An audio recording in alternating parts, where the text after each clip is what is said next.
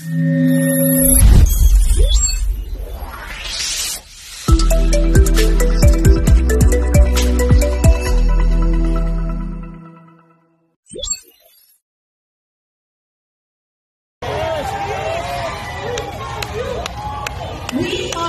return to long-term, concrete programs, not short-term rollouts that are being abused by those in power.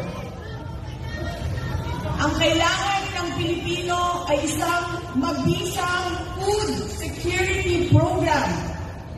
Isang programa na tutugon sa problemang pinakamalapit sa bituka, ang gutom. Ang kailangan ng Pilipino ay isang modernong hybrid education system na nakasandal sa pagtuturo ng disiplina at pagmamahal sa bayan.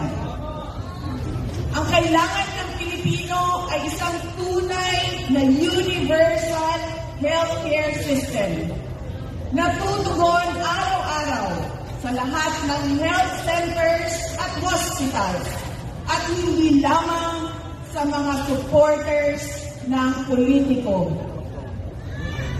Ang kailangan ng Pilipino ay matibay na infrastruktura. Let us build into the future.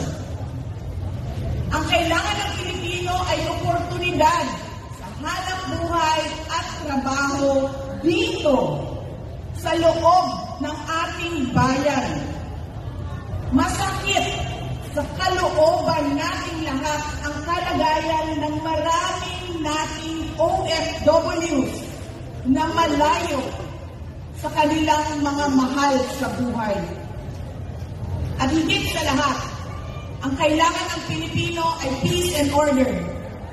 Kailangan nating ganap na puksain ang kriminalidad, illegal na droga, terorismo, at insurgency sa pamamagitan ng makatotohanang non-partisan Philippine National Police na suportado ng ating sandatahang lakas.